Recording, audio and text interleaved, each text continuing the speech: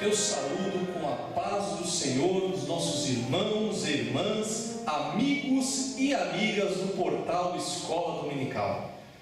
Nosso Deus, amoroso, misericordioso, nos concede mais uma oportunidade de encerrarmos este ano com a quarta abordagem de 2019, do quarto trimestre, que estaremos estudando o tema O Governo Divino em Mãos Humanas, liderança do povo de Deus em 1º e 2º Samuel.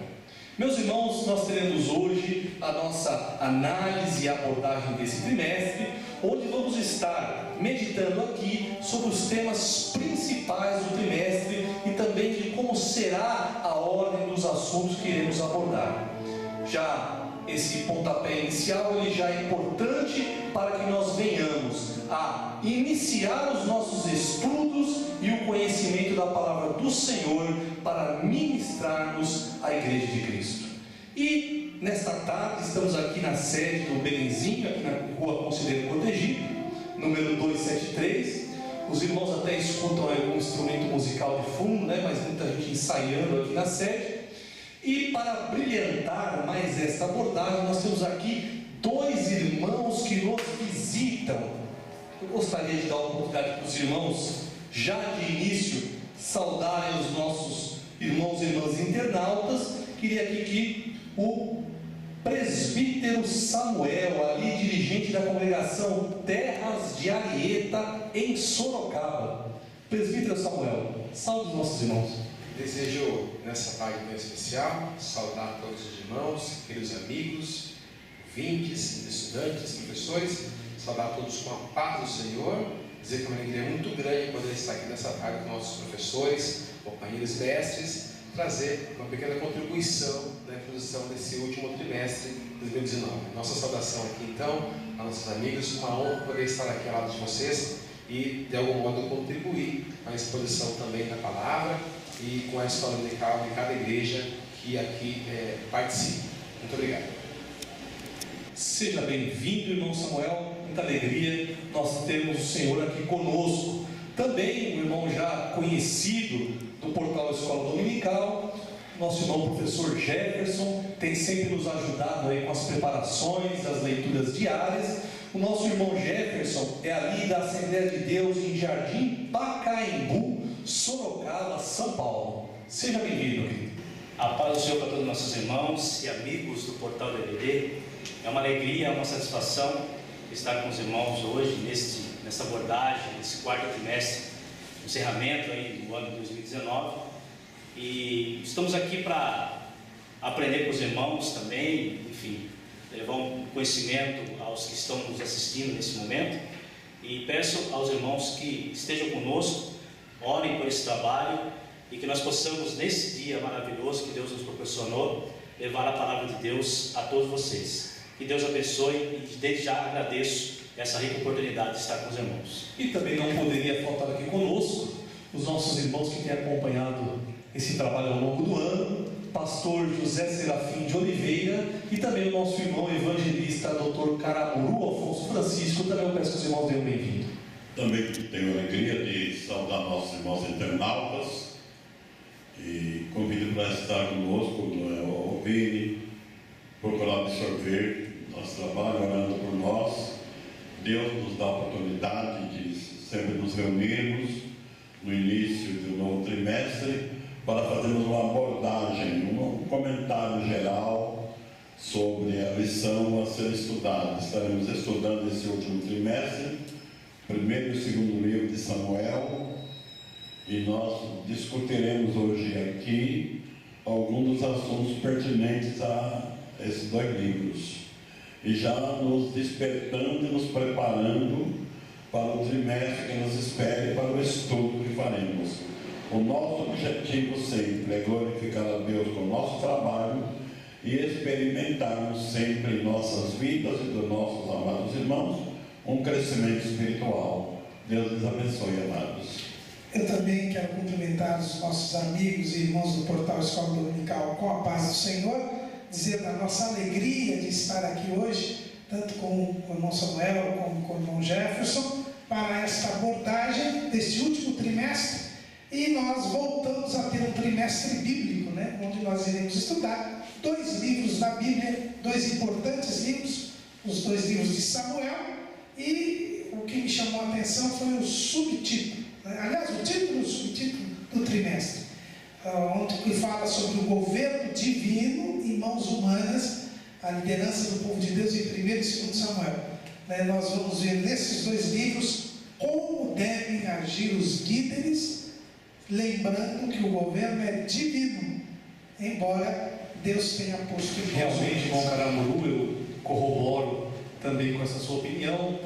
Apesar de já ter sido surpreendido sobre a abordagem que tivemos nesse trimestre sobre a mordomia cristã, que estamos finalizando aqui agora, também ser abordado os livros de 1º e 2º Samuel, mas focando nesse aspecto da liderança cristã, né? Isto já nos é um sinal muito forte, né, da direção de Deus nesse trabalho da escola dominical, porque nós vemos tempos críticos, tempos onde vemos, até pelo motivo da internet, dos meios de comunicação, né, nós vemos aí muitas más notícias sendo difundidas em relação à liderança. Então isso mostra a preocupação da CPAD, a preocupação com os homens que estão na direção das Assembleias de Deus, em trazer um ensino para edificar também a liderança. Isso é muito importante, né? Algo extremamente urgente nos nossos dias.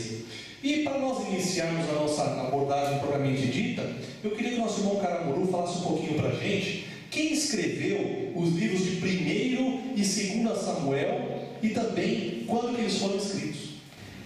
Veja bem que nós temos aí 2 livros, né? Então é importante até todos lembrarem que é 1º livro de Samuel e 2º livro de Samuel. Não tem 1 Samuel, 2 Samuel, porque são livros, tá? Mas esses livros, eles foram escritos segundo a tradição judaica, que a Bíblia não diz claramente. Nós vamos dizer que já existe uma referência bíblica, mas não existe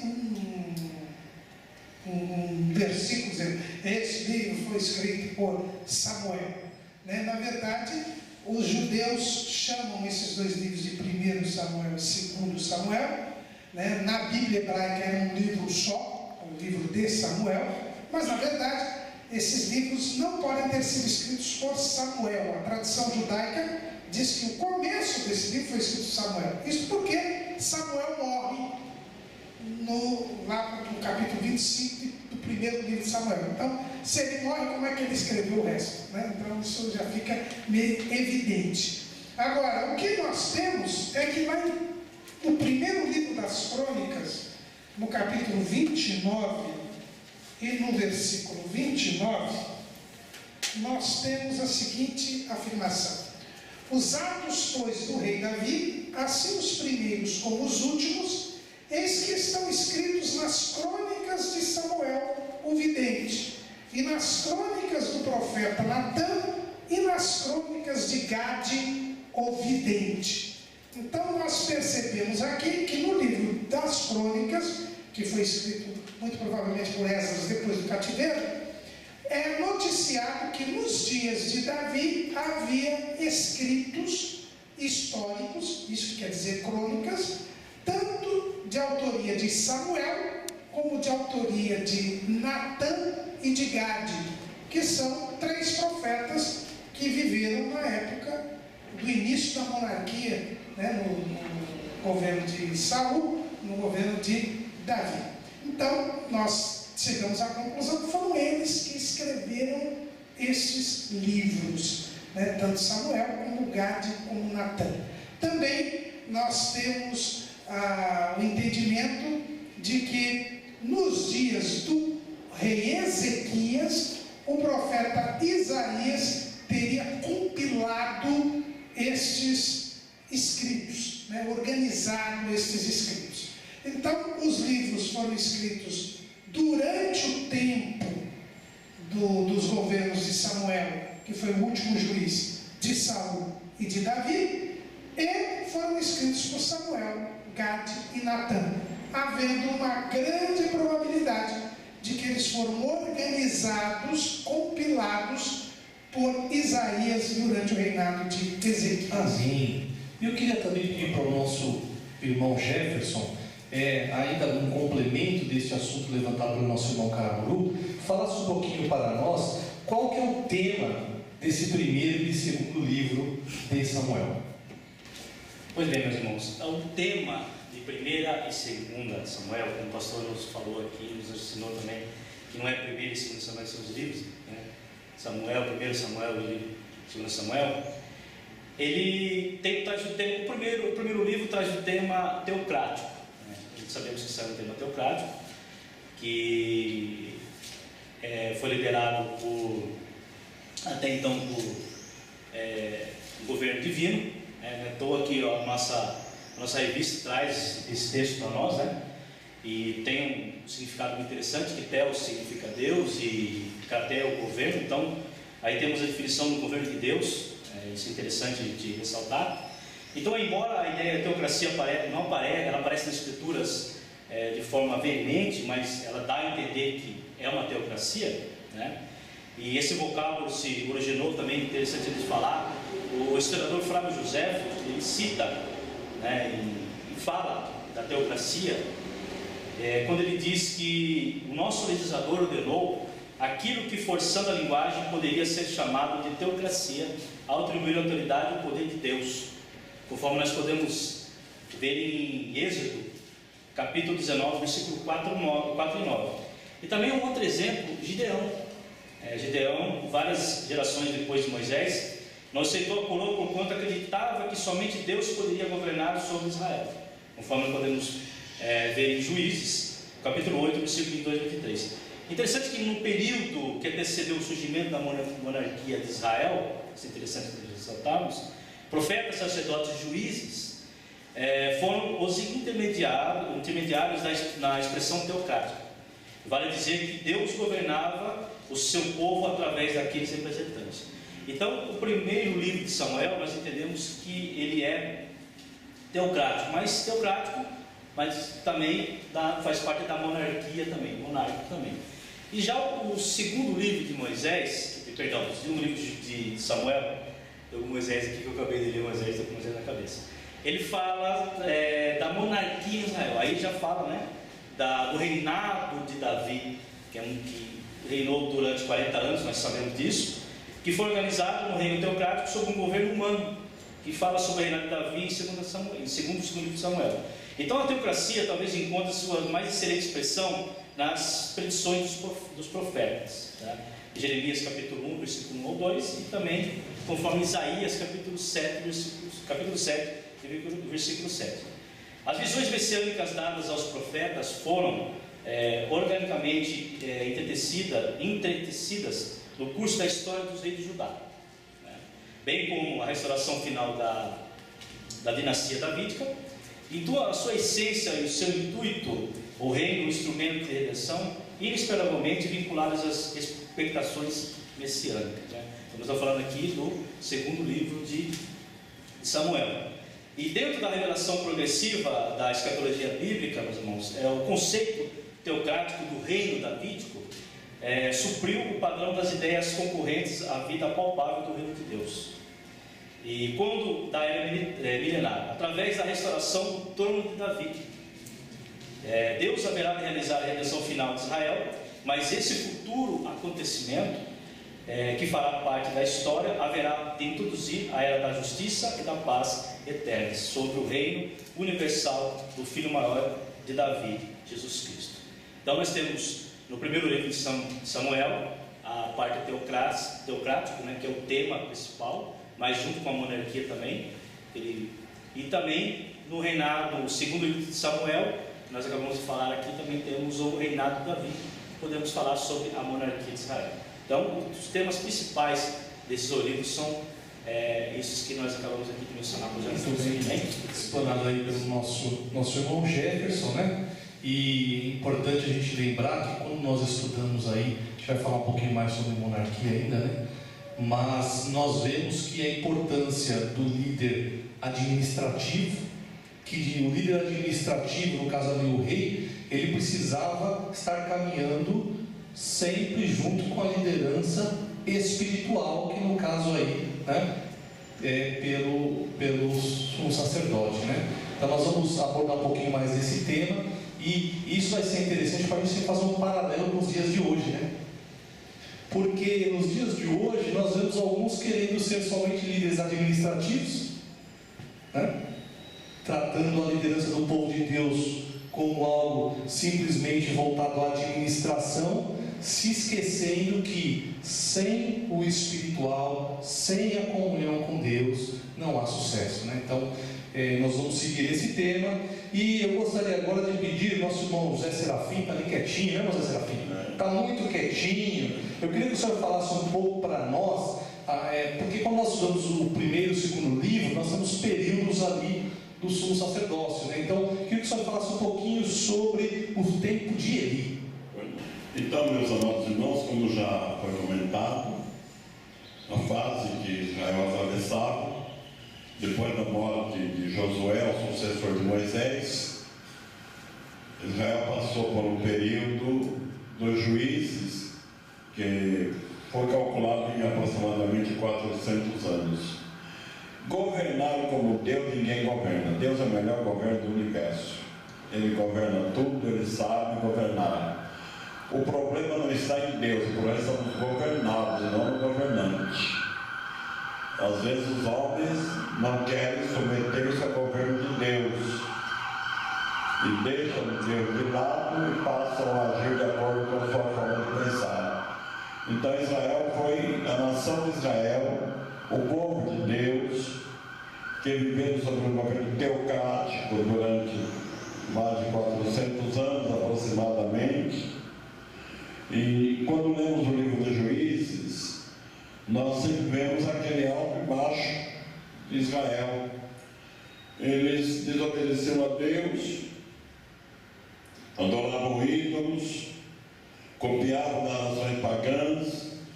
Deus os entregava nas mãos dos inimigos, e quando estavam na mão do inimigo, clamavam a Deus por socorro. Deus, na sua misericórdia, levantava um defensor, um chefe militar, que os libertava dos inimigos e dominava o povo segundo a direção de Deus. E isso perdurou por algum tempo, e até chegarmos agora na nossa lição que estudaremos nesse trimestre. E o sacerdote, nessa época, era o sacerdote Eli. O problema é que parece que vamos nos acostumando com Deus e perdendo o temor. E quando perde seu temor, perde sua direção. E aí vem os problemas, aí vem a situação complicada. Parece que Eli agora já era da tradição, né? Era da família de Arão, então tinha essa garantia de que o sacerdócio lhe pertencia. Seus filhos, Ofni e Finéias, também tinham certeza que na morte do pai, o primogênito deles assumiria o sumo sacerdócio. E parece que então é questão de lei, é questão de tradição, não tem problema. E eles se desviaram completamente da vontade de Deus. Quando lemos lá o primeiro capítulo de 1 Samuel, a partir do versículo 16, a atitude impiedosa dos dois filhos de Eli, desrespeitando completamente a oferta que o povo fazia para Deus, agindo de maneira autoritária, oprimindo o povo. E parece que a coisa ficou não só nisso, mas também entrou o pecado do adultério, da prostituição. Se reunia mulheres prostitutas e eles abusavam dessas mulheres. E o problema de Eli é que ele não repreendeu seus filhos, deu-lhe liberdade de ação. E eles começaram a sofrer as consequências disso. Agora, o importante é ver como Deus previne as coisas e o cuidado de Deus. A história começa a girar em torno de uma família de Eucana, suas duas mulheres, Ana e Penina. Penina tinha filhos, Ana não tinha. E a mulher, na época que não tinha filhos, era considerada uma mulher inútil. Apesar de Eucana amar a sua mulher, mas Penina, sua rival, a humilhava. E dizia, está escrito que ela irritava Ana excessivamente. E Ana se portava como uma mulher temente a Deus. Ela sentia o efeito, a opressão. Mas que coisa interessante, não está escrito que ela revidasse a Penina, não está escrito que ela brigasse com a Penina, não está escrito que ela brigasse com Eucana, seu marido. Alguém pode falar, quem sabe se não brigava? Apenas não está escrito. Não, absolutamente não. A Bíblia nunca escondeu os malfeitos de nenhum personagem. A Bíblia fala o lado bom e o lado ruim. E disso nós temos sobejas provas na Bíblia. Agora, o modelo que dá essa mãe de Samuel foi que ela levou o seu problema a Deus. E uma outra coisa que me despertou a atenção, que na oração ela não acusou a Penina. Ela não se queixou de ninguém. Ela simplesmente pediu a Deus um filho varão. E na sua oração ela fez a Deus um voto de dar esse filho a Deus. Como é bom a pessoa ter o coração voltado para Deus. Já era Deus preparando alguém para assumir o controle da situação de Israel. Porque nós sabemos que naquela batalha contra os filisteus, os dois filhos de Eli, Ofni e Finéias, morreram. Eli já era velho, passava por 90 anos, sentado numa cadeira. Quando ele soube que a arca foi tomada, ele caiu para trás e morreu. A sua nora, que estava grávida, também morreu naquela situação.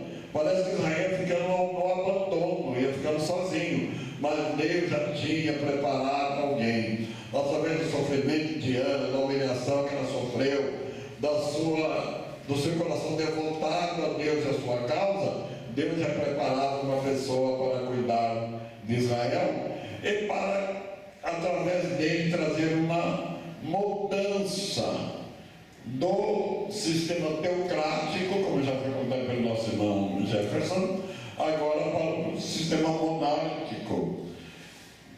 Como é bonito ler a Bíblia, como é bonito,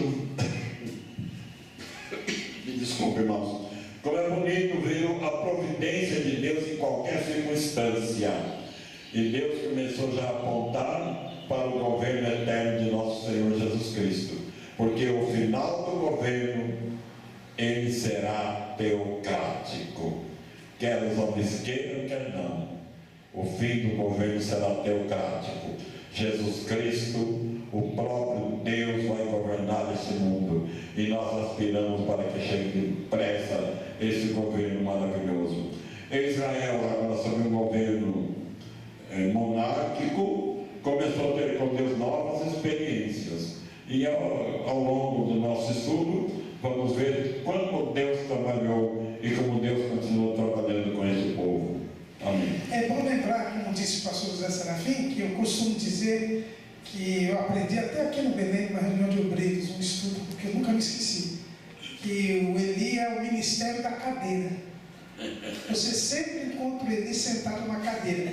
E aí eu lembro do que o irmão Humberto aqui falou, né? É um líder administrativo. Ele está senhor da situação. A tradição me põe, ninguém me tira. Eu estou aqui, ninguém me tira, façam o que quiser. E aí Deus mostrou que não fez nada, morreu todo mundo, né? Mas era o ministério da cadeira. Tem muita gente hoje que é igualzinho. Não sai da cadeira, mas também não faz nada. E Deus, irmão Caramuru, que é o Senhor, Ele tira e coloca, né? E após esse período de Eli, né, com alguns fatos fatídicos que iremos abordar mais profundamente na nossa lição, mas Deus então levanta um outro homem para poder guiar o povo. E queria que o senhor falasse agora sobre o período de Samuel e o seu tempo de governo. Como disse o pastor José Serafim, o desmando era total no tempo de Eli. O tabernáculo em Siló, que ficava em Siló, Eli transformou num bordel. Essa que era a verdade. Havia filas de mulheres para deitar com os filhos de Eli, o Ofni e o Finéias. A situação é tão terrível, irmãos, que a Bíblia deixa claro, lá no Salmo 78, no versículo 57, é dito assim: mas tornaram atrás e portaram-se aleivosamente como seus pais, viraram-se como um arco traiçoeiro, pois lhe provocaram a ira com seus altos e despertaram-lhe o zelo com as suas imagens de escultura. Deus ouviu isto e se indignou, e sobremodo aborreceu a Israel, pelo que desamparou o tabernáculo em Siló, a tenda que estabelecera como sua morada entre os homens. Então os irmãos vejam bem que ele desamparou o tabernáculo em Siló, acabou. O tabernáculo simplesmente, depois da tomada da arca pelos filisteus, deixou de funcionar. Morreu Eli e os seus filhos no mesmo dia. Mas Deus já havia providenciado uma saída. Como disse o pastor José Serafim, Samuel tinha sido entregue por Ana para servir a Deus lá no tabernáculo, desde a tenra idade. E ele foi adotado por Eli, porque ele foi entregue ao Senhor e em tenra idade, e ao sumo sacerdote Eli, porque ele era tanto juiz quanto sumo sacerdote. E então Samuel ficou ali servindo a Deus no tabernáculo. E Deus o levantou como profeta. Veja bem que aqui começa uma linhagem de profetas, começa uma sequência de profetas, porque nós tínhamos tido Moisés, que foi um profeta, mas depois nós não tínhamos uma continuidade do ministério profético. Havia outros profetas. Houve até um profeta que profetizou contra Eli, que a Bíblia não dá o nome dele. Mas a partir de Samuel, e aí a importância que os judeus dão a Samuel, é que a partir de Samuel, Deus vai levantar profetas continuadamente até Malaquias. Então Samuel é o primeiro desses profetas que regularmente serão levantados por Deus. E a Bíblia diz que Deus começou a falar através de Samuel, e a sua palavra, Deus não deixava cair por terra.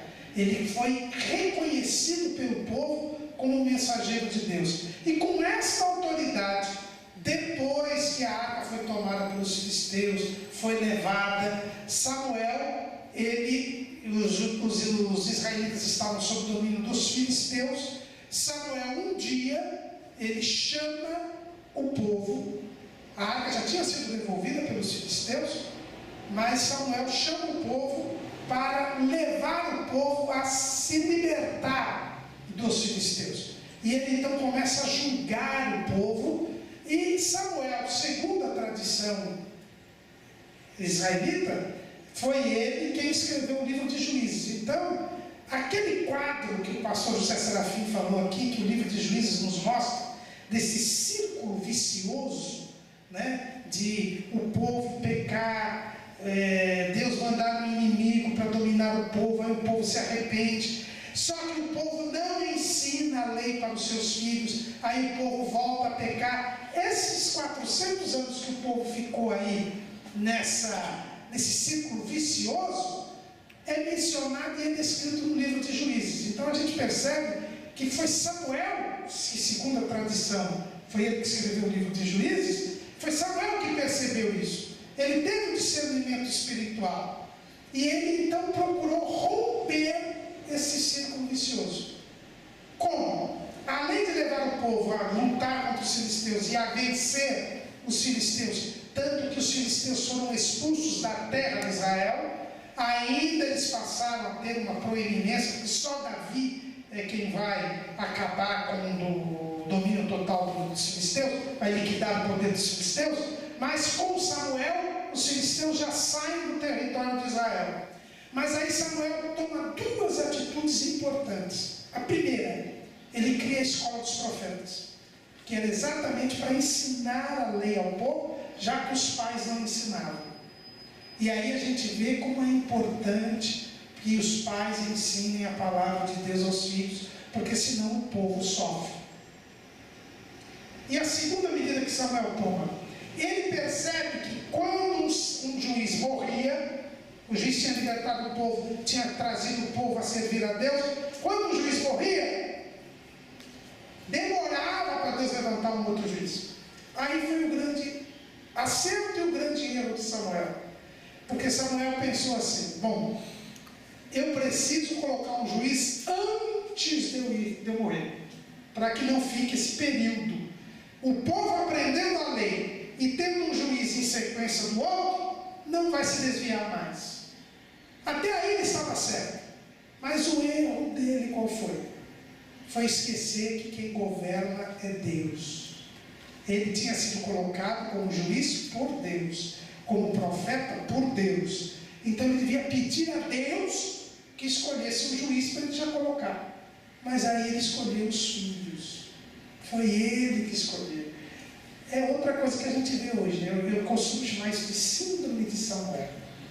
O Samuel pegou os filhos e colocou os filhos como juiz, sem perguntar para Deus. Aí a coisa degringolou de vez. Porque esses juízes pareciam alguns juízes de algum país por aí que a gente conhece, eram corruptos, torciam o direito, e o povo ficou revoltado com esses juízes.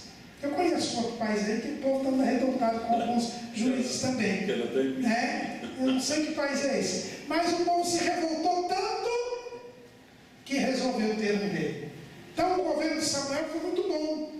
Por quê? Porque ele fez o povo voltar a servir a Deus, rompeu com esse círculo vicioso dos juízes, proporcionando a educação do povo através das escolas dos profetas na lei do Senhor, mas cometeu um grave erro. Achou que ele podia escolher quem governaria sobre o povo. E aí o povo quis que houvesse um rei.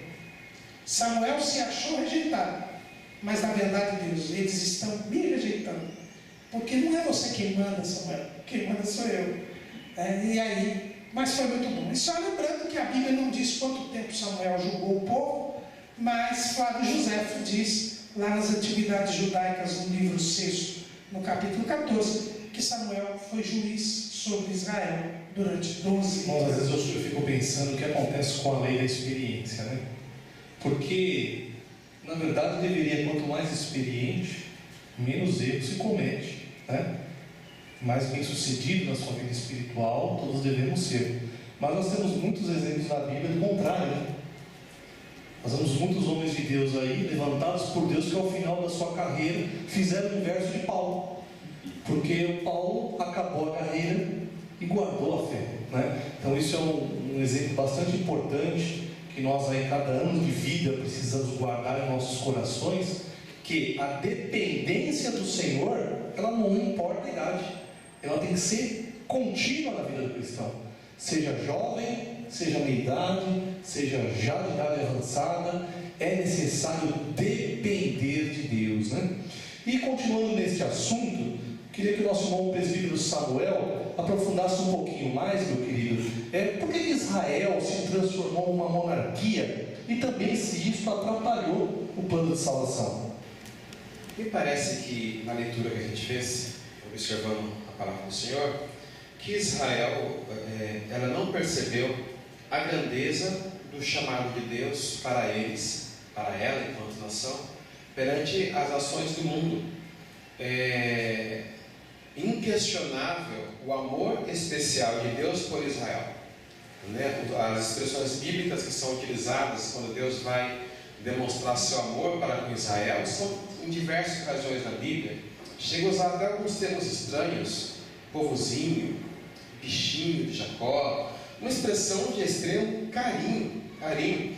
E Deus chega a ser, com todo o cuidado do termo que eu vou usar aqui, escandaloso até quando ele vai demonstrar o seu amor para com Israel. Lembremos de Oséias, O que Deus usou para comparar o amor dele para com a nação de Israel é algo absurdo, algo grandioso.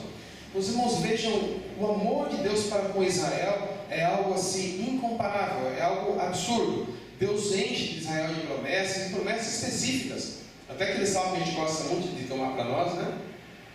10.000 cairão ao teu lado, 10.000 cairão ao teu lado, 10.000 à tua direita. Uma promessa específica para Israel, né? Mas, e um dos propósitos principais de Deus para com Israel era que Israel fosse uma referência para outras nações. Era para as outras nações olharem para Israel e fazer igual Ruth fez com Noemi. O teu Deus será também o nosso Deus. Deus esperava isso de Israel. Ele, enquanto no regime teocrático, era para as nações olharem para Israel e imitarem a Israel. Só que aconteceu, ela começa, como o nosso pastor Caramolo colocou, ela começa a deixar um pouco Deus de lado, começa a decidir as coisas por si mesma e deixa de ser uma referência para outras nações e passa a olhar em volta e querer imitar as outras nações. E parece que não acho que alguém tenha percebido essa grandeza de chamado mundial para a nação de Israel. Até o Samuel não entendeu, porque quando Samuel chega lá reclamando, né, como diz os jovens, reclamando das pitangas, né, com Deus, né, para Samuel aqui era uma questão doméstica. Samuel ainda está olhando para ele, para o ministério dele, para a cadeira lá do Eli, e nosso pastor Carlos falou da cadeira, e Deus já não quis passar a cadeira para ele, não, quebrou aquela cadeira lá, né? Então, mas Samuel achava que a questão era doméstica, era entre ele e o povo, entre o povo e ele. Deus fala assim: não está aí na esfera, no mundinho de vocês essa questão. Isso é uma questão que está aqui em cima. Não foi você que o povo desprezou. O povo desprezou a mim. Então, a não entender, a nação de Israel, esse pedido de um rei que Israel faz, foi porque ela não conseguiu perceber a grandeza do ministério de Israel perante as outras nações. Não era para Israel imitar os outros, era para Israel ser imitada pelas nações. Vemos na Bíblia a rainha de Sabá indo até Israel, os gentios vêm até Israel, os gentios vêm buscar Israel, mas a nação nesse instante ela não viu essa grandeza, ela começa a imitar as outras nações. Nós temos um rei também, igual eles também têm. Então, agora isso interferiu no plano de Deus para a salvação, que é impressionante, né? Porque Deus é maravilhoso, né? O tema é assustador, né? O governo divino, as mãos são humanas, mas o governo é divino.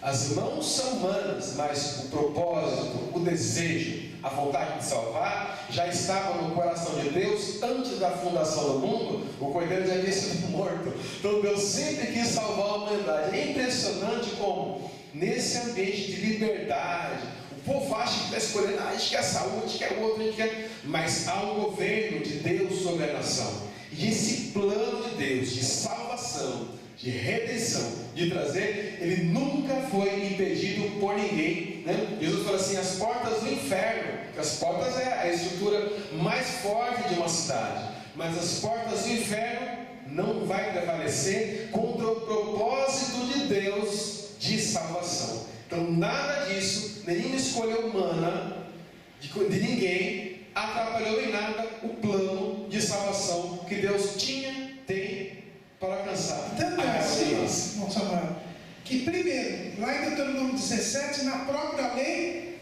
já tinha uma previsão de quando eles escolhessem um rei, como que tinha que ser o rei. Quer dizer, Deus não estava nem surpreso.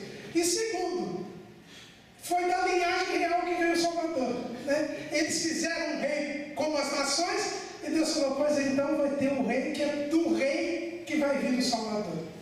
E graças a Deus por isso, né? Estamos aqui pela esperança da salvação, né? Porque justamente o Senhor tem esse desejo imenso em seu coração em salvar a humanidade. E então o povo pede um rei, e Deus dá um rei. Embora alguns, a gente escuta de vez em quando dizer que Saul não foi escolhido, mas nós vemos a palavra Saul foi escolhido por Deus, né? Que é muito fácil depois de fazer alguma coisa errada dizer: não, Deus não escolheu esse, né? Mas então começa o reinado de Saul. Pastor José Serafim, fala um pouquinho para nós sobre esse reinado. Muito bem, nossos irmãos estão comentando sobre a fase que Israel passava. Estudando esse assunto, nós vamos ver uma luta do diabo para impedir que se realize o plano da salvação. Por outro lado, a providência de Deus para que o plano de salvação se concretize. Como disse os nossos irmãos, o desejo de Deus é salvar a humanidade, disse o presbítero Samuel. E realmente esse foi sempre o propósito de Deus. E Satanás se grandíssimo para desviar de todas as maneiras. Então a situação que passava Israel era uma situação muito séria. E quando o povo percebeu a atitude dos filhos de Eli, eles pediram um rei. O pior é que eles pediram um rei para imitar as outras nações.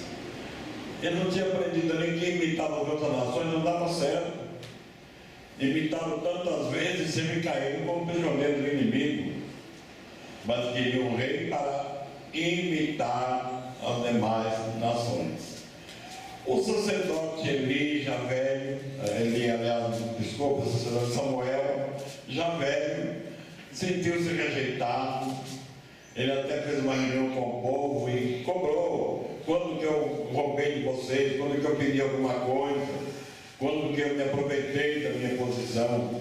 Que bom, né? Ele governou Israel, foi juiz de Israel, foi sacerdote durante tantos anos. Ele tinha a liberdade de dizer, de cobrar perante todo o povo sobre o seu caráter, a sua maneira de governar, a sua honestidade.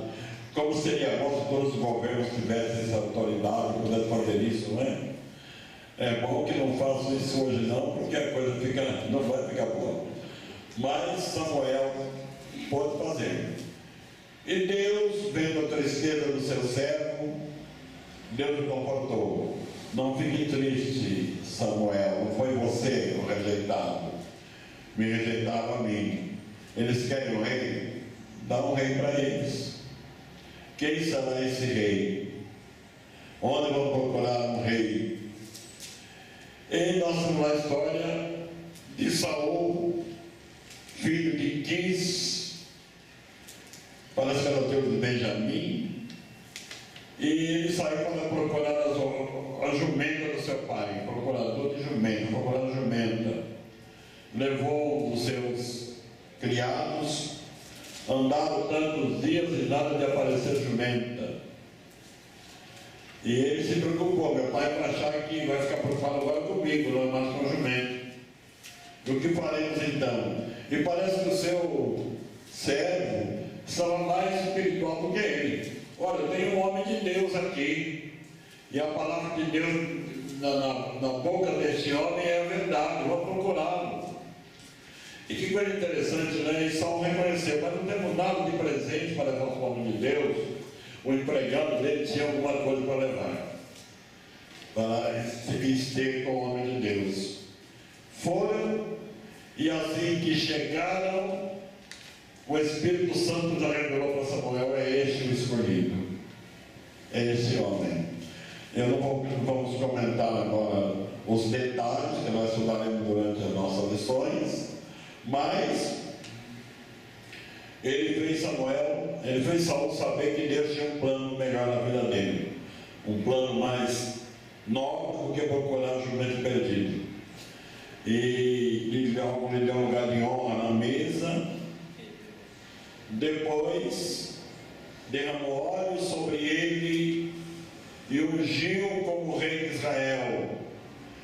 E está escrito que assim que ele foi ungido, o Espírito de Deus se apossou dele e ele foi mudado em outro homem. Deus dá oportunidade às pessoas. Eu tenho discutido muito esse assunto de que Deus não obriga ninguém. Deus dá oportunidade a todos. Deus tira do homem o livre-arbítrio. E Saul agradou bem o povo. A Bíblia diz que ele era um homem bonito, do ombro para cima se destacava, um rei apresentável, o povo ficou orgulhoso, um homem de boa aparência, guerreiro, um homem de uma família, de uma boa família.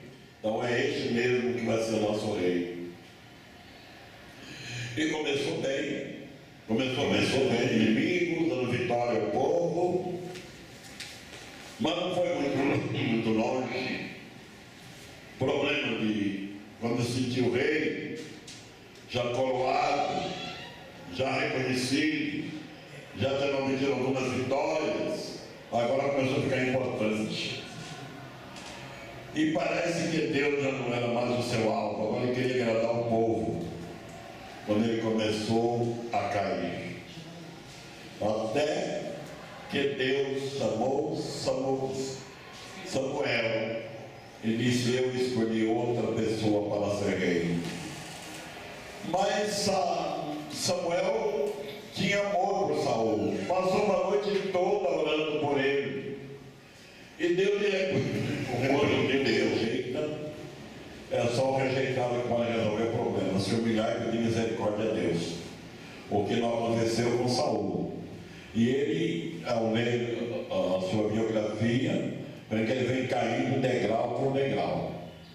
Vem caindo degrau por degrau.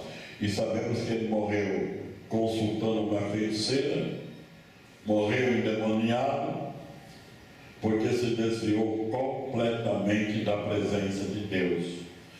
É verdade que Israel experimentou um período aí de êxito, tiveram grandes vitórias, enquanto Saul era temente a Deus, venceram os inimigos, mas assim que Saul se desviou completamente, Israel experimentou a primeira grande derrota na mão dos filisteus, quando ele próprio morreu nos campos de Balboa, né? Gilboa, campo de Gilboa. Ele e o seu heróico filho Jonatas.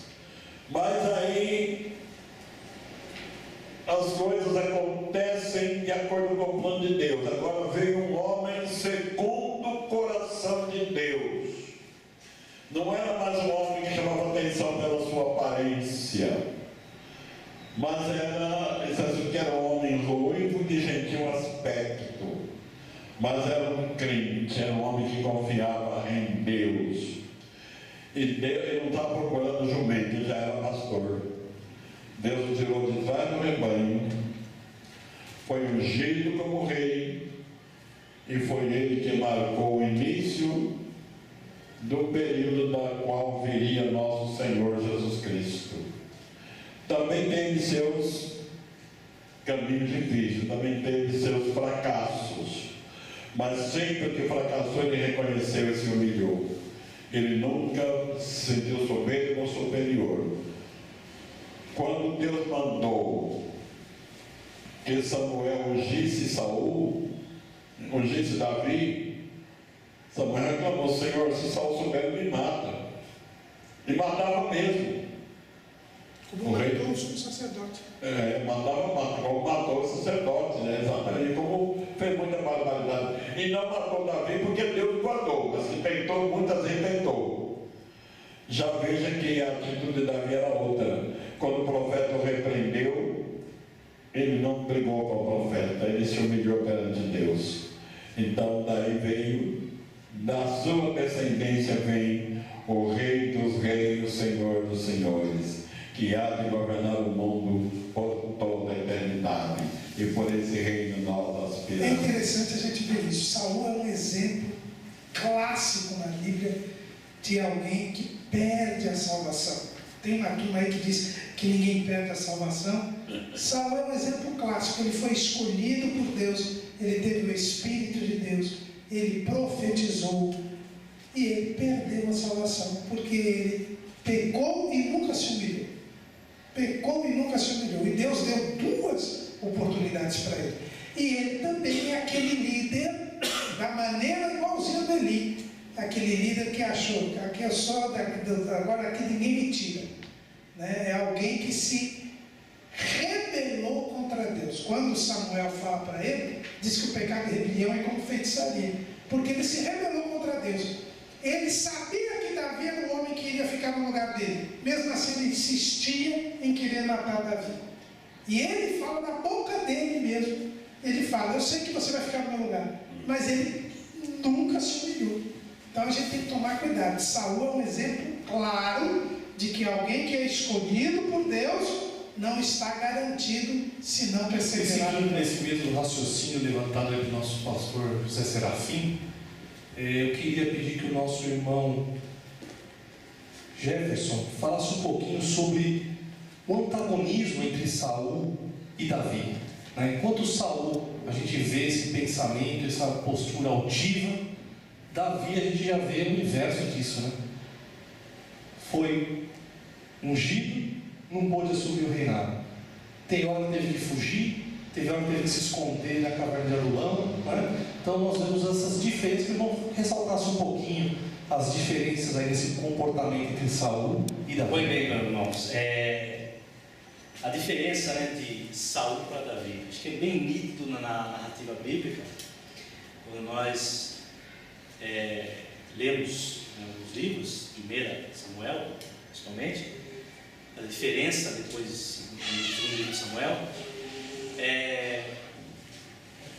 Saul, para quem, se você ler o texto bíblico, ele ficou por volta de 2 anos, mínimo, né? Acho que 2 anos ali governando, né? Foi até o momento em que ele teve um erro gravíssimo, que era para que liquidasse com as malequitas, e ele não fez dessa forma que Deus tinha pedido para que ele fizesse, né?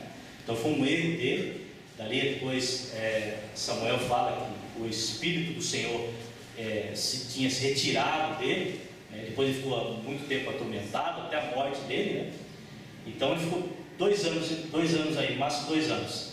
Depois os erros que ele cometeu, né? Sabemos que, como o nosso pastor Serafim falou, sobre consultar, uns falam que é uma bruxa de Endor, né? Uma feiticeira de Endor, né? Porque ele sabia que Deus não estava mais com ele, então eu vou consultar, né, os espíritos malignos aí. Como tem muitas pessoas também, meus irmãos, que quando vê que Deus não está mais com ele parte para, vamos dizer, para a ignorância espiritual, né?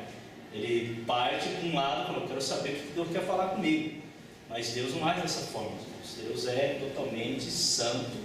Ele, quando ele fala com a pessoa tem que estar direcionada para os seus conceitos, caminhos, né? E Saul estava totalmente fora, como diz assim por nosso linguajar, fora do cabo, né?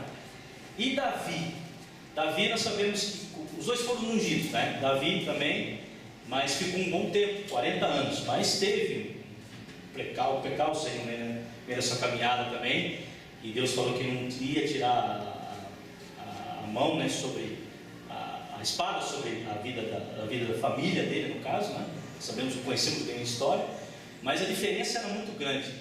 Um exemplo, acho muito interessante, foi falado aqui. Ele teve, acho que foi 2 oportunidades, se não me engano, irmãos, 2 oportunidades de matar Saul, e numa ele cortou a orla de Saul, mostrando para ele: estou com os pedaços da orla na minha mão aqui, mas eu não te matei. E às vezes, irmãos, nós somos perseguidos, né, dentro das nossas igrejas, e às vezes nós temos uma vontade de fazer uma coisa que só Deus para tirar da mente da gente, né? Mas ele sabia que não devia tocar em Saul, por quê? Pelo simples fato de que Saul era ungido de Deus, e sabia que quem faria justiça a favor dele, no caso, porque isso é uma verdade, que a narrativa bíblica nos conta, nos mostra, que Deus ia tomar conta, e realmente tomou conta, deixou na mão de Deus. Então nós temos que deixar isso na mão do Senhor, para que Ele possa conduzir, não o irmão querer fazer o contrário. E Saul tentou de várias formas, como o pastor Caramba falou aqui também, matar Davi, com uma emboscada, e não conseguiu. No fim, se morreu sozinho. Agora Davi, a diferença, Davi, só para resumir aqui, meus irmãos, Davi, segundo, né, o coração de Deus, né?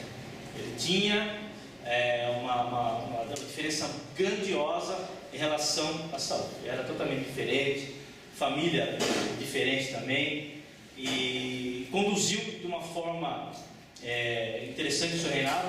Mas o Caramba tocou num assunto interessante, que Saul não se humilhou. Davi já se humilhou, como é um fato que o nosso irmão vai comentar também, se humilhou pelo pecado cometido que ele fez, o erro grande que ele fez, né? Então ele se humilhou, e enfim, é uma diferença muito grande de um reinado, um reinado que não era dirigido, que foi dirigido por Deus, mas que se tomou um outro caminho, e com um reinado que foi dirigido por Deus, que teve uma exaltação, porque através de Davi nós temos a sua linhagem, o nosso Senhor e Salvador Jesus Cristo. Realmente nós temos aí vários exemplos, né, que Davi nos deu de como encarar as situações difíceis da convivência do dia a dia, como ele tinha com Saul, né? E hoje em dia também não é diferente, né? A diferença é que hoje em dia é mais fácil ir lá e usurpar a posição mesmo do que ficar aguardando Deus trabalhar, né? Então é um problema que nós vivemos hoje. Essa lição vai ser importante para a gente tratar esse tipo de assunto, né? Porque muitos problemas surgem na nossa caminhada cristã, principalmente relacionado às coisas de Deus, posições, cargos e assim por diante, mas sempre o melhor é esperar Deus trabalhar, não é? Graças a Deus. E nós vamos agora nessa etapa final falar um pouquinho sobre a trajetória de Davi, alguns pontos específicos, dividir em 3 etapas, né? Uma etapa mediana que foi culminante na história de Davi. Mas nessa primeira parte, eu queria que o nosso irmão Samuel falasse um pouquinho do reinado de Davi até o que antecede a tratativa dele com Urias. O reinado de Davi começa com uma certa desconfiança. E isso já fica evidente até no modo como ele foi ungido a rei, né? Samuel teve quase que ir puxado ali pela gravata, não sei se ele usava gravata, né? Acho que não. Mas foi quase que puxado lá para ungir Davi na casa do pai dele. Me parece que Samuel estava um pouco desconfiado também, porque Saul tinha todo um porte, toda uma presença física, né? Que já dava uma expressão de um grande guerreiro, um grande lutador, um grande rei que viria por ali. Até Samuel, ele quebra até o protocolo quando ele vai ungir Saul. Precisava, mas ele fez questão de dar um beijo em Saul, um gesto de carinho, sabe, algo bem especial com Saul. E o peso espiritual que teria Saul, a sua influência, que foi pesar lá no Novo Testamento, na escolha do nome do Paulo, que era Saul também, né? Ele se orgulha de ter sido da tribo de Benjamim também. Então o nome do Paulo é Saul, Shaul, né? Uma pronúncia mais própria. Algumas biografias que ele de Paulo coloca Shaul, para lembrar que era esse o nome que os pais gostavam que se dirigissem a ele. O peso que tem a personagem Saul na história do povo de Israel. Então esse beijo de Samuel para Saul culminou ali uma quebra de protocolo, deixando claro, olha, se fosse um jovem, né? Você é o cara, né? Você vai ser o cara. Algo nesse sentido. O que não acontece com Davi. Samuel vai quase que empurrado. Até quando que você vai ter dó de Saul? Então, aí ele vai. Parece que ele já unge Davi, parece que já sai até correndo da casa. Tipo, se vira aí, Deus. Eu fiz o que o Senhor mandou eu fazer, está feito aqui, tchau. Então, é desconfiado o ministério de Davi, o início dele. Mas, claro que Deus vai consolidando. E parece também, parece que até Davi, parece que duvida também, porque os irmãos vejam no Salmo 13, por várias vezes, quando ele escreve o Salmo, ele fala assim, porque a promessa veio na sua adolescência, já passa dos 20, até agora nada, né? É para ser rei de quê? Será que é síndico do bairro? Eu entendi errado, né? Não sei. Aí, e ele fica no Salmo inquieto, por várias vezes ele fala no Salmo 13, Deus, até quando? Até quando? Tipo, aquela ansiedade de Davi. Então, mas Deus vai confirmando, na hora certa as coisas acontecem, o ministério dele evolui, ele é trazido para a confiança de Saul, enfim, e a coisa avança, acontece, e ele prova no alto momento da sua fama. Me lembro agora de uma aula que eu tive com o pastor, o escritor Philip Yancey, e ele lembrava que Davi provou da graça de Deus no auge da fama, na hora com Golias ali, tudo, ali foi a coroação popular, a confirmação, enfim, do seu ministério. Mas claro, né? Acontece a sua queda logo em seguida, ele vai provar da graça de Deus agora também no seu pior momento. Alguns ficam ali jogando a culpa, se foi a culpa da Batseba, porque ele não era no lugar de se tomar banho, que mulher que é essa, qual a intenção dela, teria alguma proposta aí de Davi para ela, enfim. Mas ali, naquela queda de Davi, ali eu vejo muita coisa assim, positiva para a gente, porque a gente pode aprender, né? Ele fala assim, é errando que se aprende, mas se você puder aprender com os erros dos outros, é melhor e não custa nada, né? Sai de graça para nós. Então Davi, ele errou ali naquela situação. A gente aprende o quê? Os homens erram, os líderes erram. Fica aquela coisa, mas e agora, como que ele não é homem segundo o coração de Deus? Como que ele foi cometer uma situação dessa? Não diz que era perfeito, diz que era segundo o coração de Deus. Ou seja, a sua ação, mediante mesmo o seu próprio erro, agrada o coração de Deus. Ele não é perfeito, e ninguém é. Mas é difícil alguém consolidar. Como pode um homem segundo o coração de Deus fazer o que ele fez? Faz e faz coisa pior. Mas não é no pecado que se reconhece, é na nossa ação ante o nosso pecado que a gente vê se a pessoa está realmente segundo o coração de Deus ou não. Davi faz de mal a pior. Ele já não bastava cobiçar a mulher, manda chamar a mulher vem, ele comete um ato, manda trazer o marido para cá, a mulher vai embora, está grávida, e o marido vem, não quer ir para casa. Olha que dignidade desse homem, olha a grandeza da alma desse, olha o quilate desse soldado de Davi, né? E mais, diz o texto bíblico, na narrativa que trata disso, que Davi chegou a embriagar o homem. Vamos colocar não foi uma caipirinha, não sei o que foi ali, uma pinguinha ali, uma bebida ali, vamos embriagar. Ele vai ficar meio de fogo e vai logo para a casa dele e já vai levar a minha barra. O homem enche a cara, bebe. Davi embriagou o homem, está na Bíblia isso, ele embriagou o homem, nem assim ele foi para casa, ficou ali ainda. Dá para piorar? Sempre dá para piorar. Davi manda escreve uma carta, não? Que carta ela quer? Não? É absurdo o que Davi faz. A carta era praticamente uma sentença de morte que ele dá para aquele condenado levar. Algo horrível. Então dizia lá para que ele morra. Então era uma sentença que ele deu para aquele homem levar, levando a sua própria sentença e crendo ele que estava cumprindo um bom papel, ajudando o rei, torcendo, olha que honra, levando a sentença dele. E aquela coisa, eu acho interessante a abordagem posterior, que o erro de Davi vai trazer as implicações diversas, e por isso que eu tenho um probleminha com um hino que vou comentar, é gravado, vocês podem tentar depois, não tem problema, mas vale a pena ressaltar.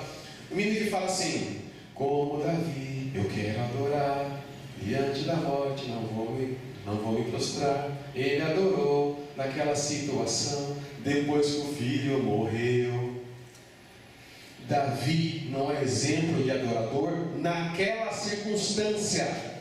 Ele é exemplo de adorador em outros momentos. Naquele ali era a vergonha dele. Davi ali, naquele instante do seu adultério até o desencadear da história, Davi não presta para ser exemplo moral e espiritual para ninguém, a não ser um exemplo a não ser seguido. Então não dá, aquele momento ali é horrível. Davi não quer nem que se lembre disso. Se ele soubesse que Mateus foi localizado depois, ele ficaria muito chateado. Aquela que foi a mulher de Urias, ele fez questão de relembrar. Então, na abordagem do profeta, que eu acho muito curioso, Natan conta uma história. Eu não sei onde foi que ele fez curso de dramaturgia, mas ele conta a história de um jeito para Davi. Aí vem uma coisa que eu sempre acho bem interessante e tomo isso como uma filosofia de vida. O nosso pecado na vida do outro sempre parece mais grave. O nosso pecado na vida do outro sempre parece mais grave. E como o Natan contou, Davi ouviu a história e falou: digno de morte, já se levantou a espada. É esse homem, você é esse homem. Então não vamos matar não. Vamos conversar.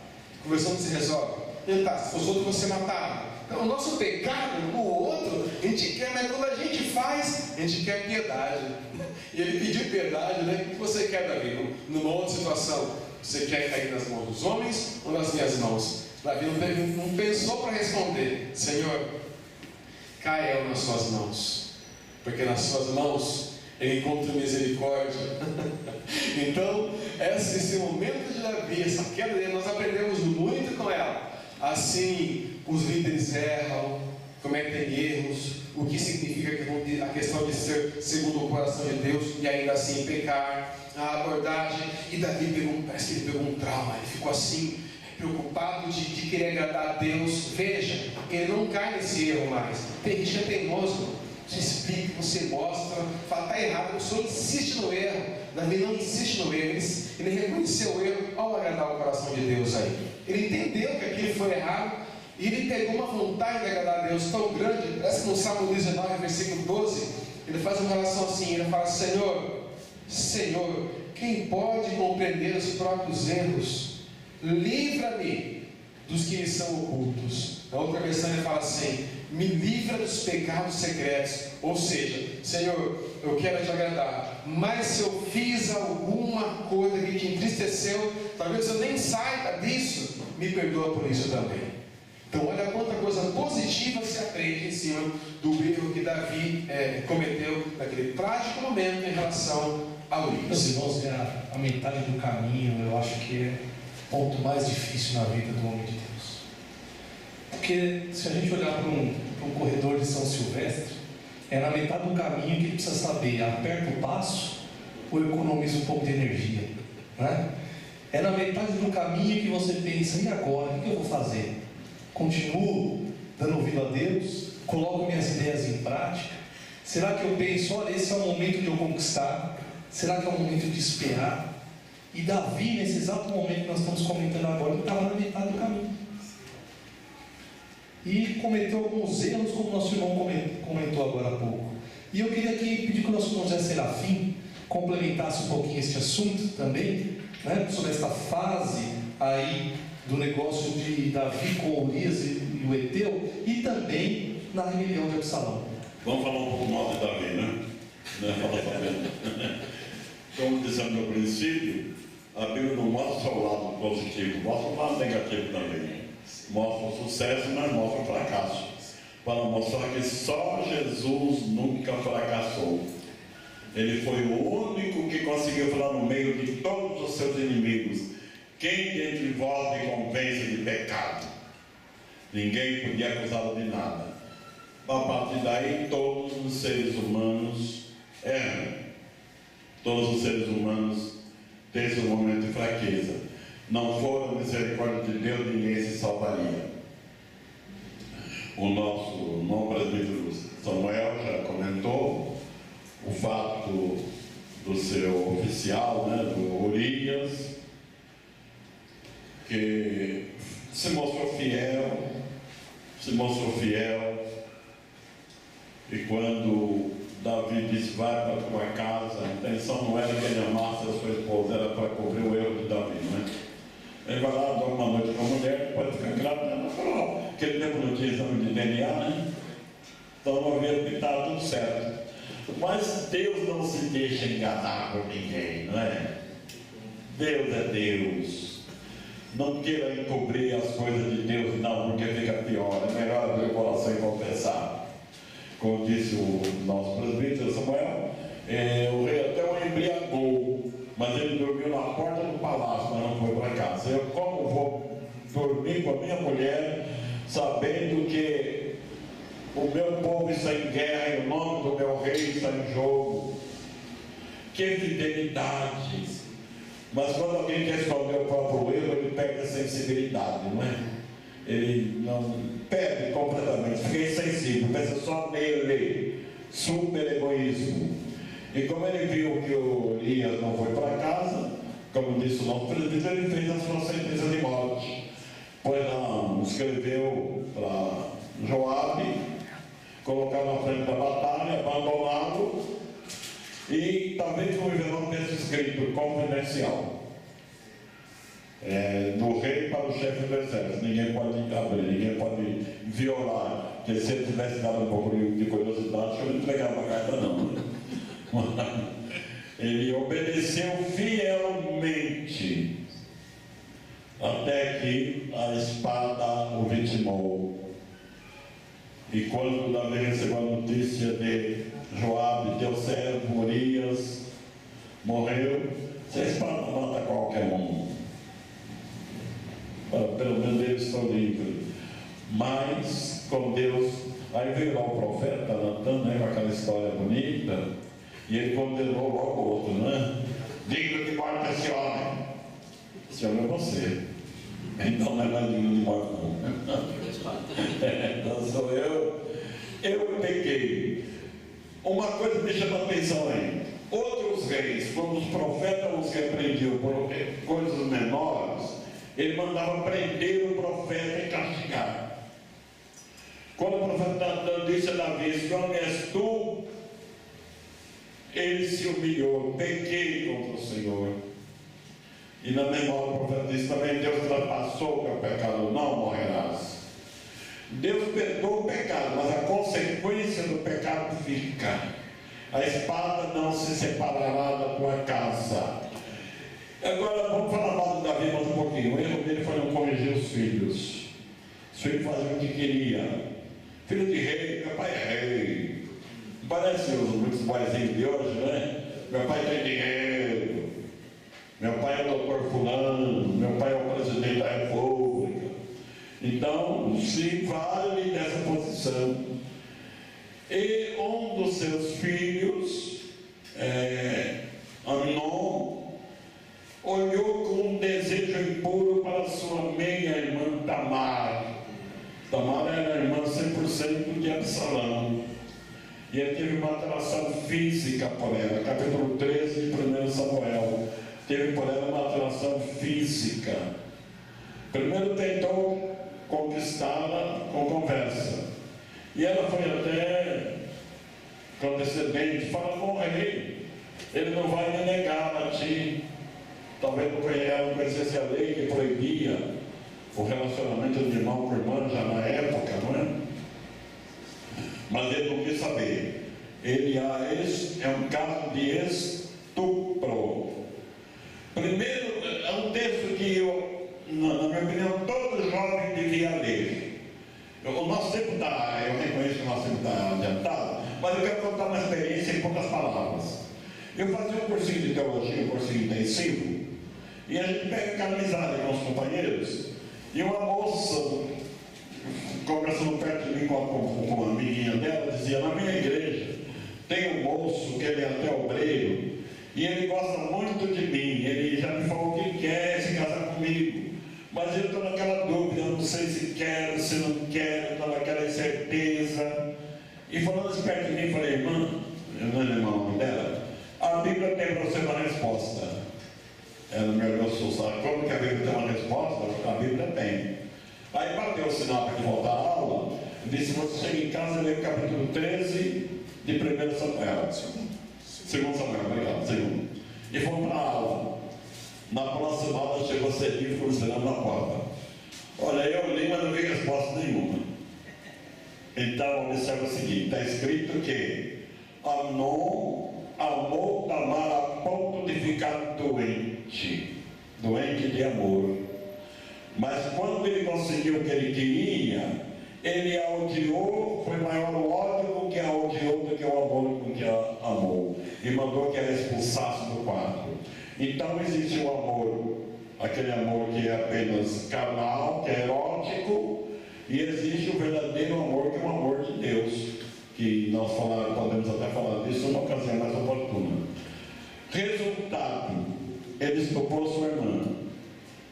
Pela lei ele devia ser punido com morte, mas era filho de rei. Davi não tomou o menor conhecimento. Mas Absalão, que era sua irmã, ficou magoado. Deu abrigo para ela, a confortou, mas arquitetou um plano de vingança. Talvez se Davi tivesse mandado alguma providência, Absalão não faria aquilo. Mas ele viu que o moço abusou da irmã e ficou tudo por isso mesmo. Ele arquitetou um plano de vingança. E sabemos como ele conseguiu matar Amnon. Aí Davi queria tomar providência contra ele fugiu, ficou 2 anos fora. Quando voltou por intermédio de Joabe, conseguiu falar com o pai, mas sendo que o pai nem sequer o recebeu, faz de uma maneira fria, uma maneira desagradável. Pois bem, o fato da história é o seguinte: pecado pode ser perdoado, mas as consequências são inevitáveis. É melhor não pecar, viu? Ninguém peque confiando no amor de Deus. Que filho mau e louco invocaria de sua mãe o amor para aviltar. É torpe que no amor de Deus confia e se desculpa assim para pecar. Graças a Deus, muito bem explorado aí do nosso irmão José Serafim. E para nós fecharmos aí esses temas relacionados ao primeiro e segundo livro de Samuel, eu queria que nosso irmão Caramuru falasse um pouquinho agora da velhice de Davi. Que lições que nós podemos tirar do fim segundo da livro de velhice? Samuel tem uma parte final, os capítulos 22 a 24, que nos falam deste homem segundo o coração de Deus. Foi dito aqui, é um homem segundo o coração de Deus. Então ele era homem, como todo homem, pecador.